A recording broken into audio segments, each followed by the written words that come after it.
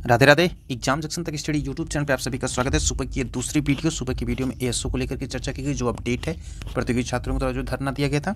इस वीडियो में बात होगी टीजीटी पीजीटी की जो 4512 भर्ती परीक्षा में बदलाव क्या हो गया, क्यों, कब तक कौन से नियम लागू किए गए, और साथ ही साथ उत्तर प्रदेश लोक सेवा के द्वारा जो आप लोगों को क्वेरी कैलेंडर कब तक आएगा इसकी बात होगी। एलटी ग्रेड को भी लेकर बात होगी, और कुछ जो शिक्षक भर्ती में जो पुराना विज्ञापन अपडेट की भी मांग की गई है। साथ ही साथ लेखपाल रिजल्ट जो कि यूपी ट्रिपल से जारी होने को कब तक आ रहा है।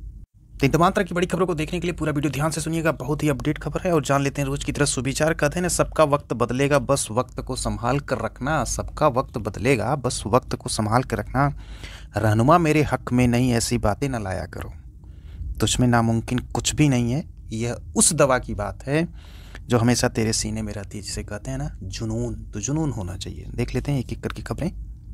सबसे पहले इस खबर को कल जो एग्जाम जंक्शन तक स्टडी यूट्यूब चैनल के प्लेटफॉर्म पे दिखाया गया था कि सरकार के द्वारा जो मीटिंग में निर्णय लिया गया था, सिपाही भर्ती में 3 वर्ष की आयु की छूट दी गई थी। उसके बाद तमाम तरह की न्यूज़ें आप लोगों ने भी देखा होगा। तो आज के समाचार पत्रों में दिया गया ऐलान, सिपाही भर्ती की आयु सीमा में 3 साल की छूट। 22 वर्ष थी आवेदन उम्र, 3 साल बढ़ा दी गई, यानी कि 25 वर्ष कर दी गई है। 10,000 नई रिक्तियां हर साल अनुमानित की गई थी। आवेदन शुल्क वगैरह 400 रुपये है। 60,244 पदों से जो लेकर के जो है इसमें अनारक्षित के कितने पद हैं, आर्थिक रूप से कमजोर यानी कि डब्ल्यूएस के कितने पद हैं, ओबीसी के कितने पद, सबकी चर्चा की जा चुकी है। 22 वर्ष की आयु निर्धारित की गई थी, इसे 3 वर्ष बढ़ाया गया। भर्ती के लिए आवेदन जो है 27 दिसंबर से जो शुरू हो रहे हैं। सिपाही भर्ती में प्रदेश के लगभग 20 लाख से ज़्यादा युवा जो है वे आवेदन कर रहे हैं। प्रमुख गृह सचिव जो है संजय प्रसाद ने बताया कि प्रदेश की युवा मांग कर रहे थे कि उन्हें आयु सीमा में छूट दी जाए। इस पर फैसला लेते हुए मुख्यमंत्री योगी आदित्यनाथ ने भर्ती के लिए आयु सीमा 3 वर्ष बढ़ाने के निर्देश दिए गए हैं। विपक्ष की तरफ से भी मांग थी और सरकार के कुछ मंत्री थे उनके द्वारा भी मांग की गई थी, जिसको लेकर के सरकार ने त्वरित निर्णय लिया।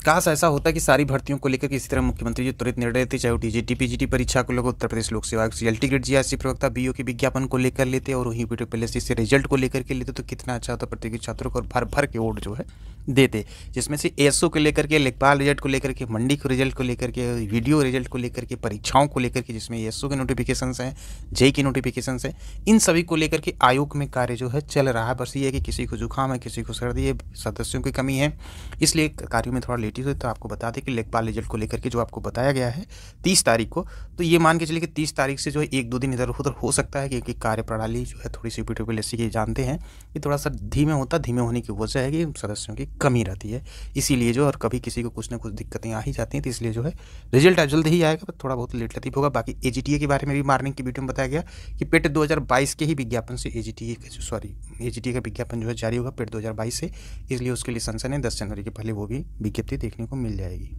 आपको ये भी बताया गया था कि उत्तर प्रदेश लोक सेवा के द्वारा जो कैलेंडर जारी होने वाला है, और उस कैलेंडर में जो है सोमवार तक कैलेंडर जारी हो सकता है, क्योंकि इस समय आयोग की छुट्टी है विंटर वेकेशन से। तो 31 जो है वो ओपन, यानी कि 1 तारीख को, तो मंडे तक जो कैलेंडर आ सकता है और आ जाएगा। तो उसमें मेंशन क्या क्या रहेगा उस पर चर्चा उस समय की जाएगी। बस कैलेंडर के बारे में अपडेट यही है कि कैलेंडर जल्द ही जारी होगा। और एलटी ग्रेड विज्ञापन जो आपको बताया गया 20 जनवरी, तो ध्यान दीजिएगा 20 जनवरी तक एटलीस्ट जो विज्ञापन वो भी देखने को मिल जाएगा एलटी ग्रेड जीआरसी प्रवक्ता का।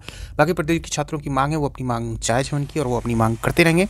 यहाँ पे देख लेते हैं जो पुलिस भर्ती को लेकर के जो बताया गया है कि कृपया इस बोर्ड के संख्यक जो पत्र यहाँ पे 20/12/2023 का अवलोकन करने का कष्ट करें। आरक्षी नागरिक पुलिस के लगभग 60,000 पदों पर भर्ती के लिए जो दिनांक 11/2/2024 का पूरे प्रदेश में एक साथ एक ही पाले में ओमार बेस परीक्षा कराने की बात की गई थी। तो इसको लेकर के आयोग की जो परीक्षा 21 तारीख को जो समीक्षा अधिकारी, सहायक समीक्षा अधिकारी की, तो अब इसमें जो पुलिस भर्ती को लेकर के 18 फरवरी को डेट निश्चित हो सकती है परीक्षा कराने की। तो ये भी ध्यान दीजिएगा, पुलिस भर्ती की जो परीक्षा होगी वो 18 फरवरी को हो सकती है, अभी कंफर्म नहीं हो। जैसे ये कॉलेजों के द्वारा ये हो जाता है, हाँ इस डेट को हम परीक्षा करा सकते हैं, उसी डेट को जो है फिर एक लेटर जारी हो जाएगा और 18 फरवरी निश्चित हो जाएगी डेट परीक्षा कराने की पुलिस भर्ती, क्योंकि इसमें बहुत सारे अभ्यर्थी हैं, 20 लाख, और वहीं 10 लाख लगभग अभ्यर्थी जो है समीक्षा अधिकारी, सहायक समीक्षा अधिकारी हैं। तो इसलिए 11 तारीख तो कंफर्म है समीक्षा अधिकारी, सहायक समीक्षा अधिकारी होगा, उसके बाद ही पुलिस भर्ती परीक्षा होगी, यानी कि 18/2/2024 को निश्चित डेट हो सकती है। अब बात कर लेते हैं टीजीटी पीजीटी भर्ती में सामान्य ज्ञान की भी परीक्षा के नए शिक्षा सेवा चयन में बदली गई व्यवस्था। यहाँ बात हो रही है जो 4512 सहायता प्राप्त माध्यमिक विद्यालयों जो प्रशिक्षित स्नातक और प्रवक्ता भर्ती के लिए होने वाली लिखित परीक्षा के पैटर्न में जो है यहाँ पे कहा जा रहा है बदलाव की बात की जा रही है। और ये 13 दिसंबर को जो जारी उत्तर प्रदेश शिक्षा सेवा चयन आयोग के अधिनियम 2023 की नियमावली में यह व्यवस्था भी जो है वो दी गई है। और ये कहा कब तक शिक्षक भर्ती के लिए परीक्षा में केवल संबंधित विषय के प्रश्न ही पूछे जाते थे। जो लोग भी एलटी ग्रेड दिए होंगे उनको समझ में आ रहा होगा कैसे पेपर बनेंगे, तो उसमें ज़्यादा डरने की बात नहीं है। हाँ, थोड़ा सा जीएस की भी तैयारी होनी चाहिए, क्योंकि उसका भी वैल्यू है, और उसकी वैल्यू और हो जाती है जो स्पेशल जो सब्जेक्ट पढ़ते हैं, तो उनके लिए इंपॉर्टेंट ये होता है। अगर वो ये नहीं पास करेंगे तो उनके लिए दिक्कतें हो जाती हैं। बाकी जो सारी प्रिपरेशन करते हैं, यानी कि पीसीएस और समीक्षा वगैरह देते हैं, उनके लिए तो कोई दिक्कत नहीं है। तो यहाँ पर और बताया जा रहा है कि प्रधानाचार्य के जो स्वीकृत पद हैं उसमें रिक्त इतने पद हैं। प्रवक्ता के जो 22,254 इसमें 2,522 हैं। सहायक अध्यापक टीजीटी के जो यहाँ पे पद हैं वहाँ पे 16,750 हैं।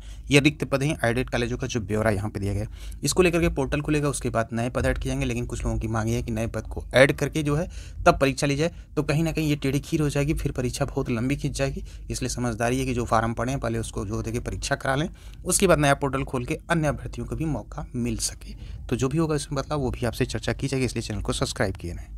वहीं बात कर लेते हैं पटना बिहार की। जो सामाजिक विज्ञान में 1965 अभ्यर्थी सफल है, जिसमें कट ऑफ जो सामान्य की 83 की थी, सामान्य महिला की 76 थी, ईडब्ल्यूएस की 78 थी, ईडब्ल्यूएस महिला 72 थी, एससी की 68 थी, एससी महिला की 60 थी। राजनीति विज्ञान में कुल 4,929 का चयन हुआ। बीपीएससी ने 11वीं 12वीं की 6 विषयों का रिजल्ट जो है जारी कर दिया है।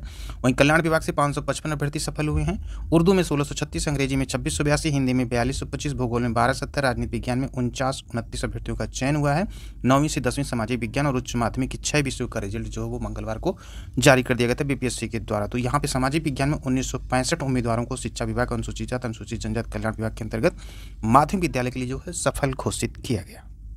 तो टीचर्स में देख रही सारी खबरों की अपडेट आपको इस बड़ी खबर में दे दिया गया। फिर मिलते हैं अगली बिग अपडेट के साथ, जो कि प्रतियोगी छात्रों के लिए काफी इंपॉर्टेंट होती है। खबरें छोटी हो या बड़ी हो, चैनल पर अगर पहली विजिट करें तो लाइक शेयर सब्सक्राइब करें, अपने फ्रेंड को भी शेयर करें ताकि वो भी अपडेट से मुखातिब हो सके।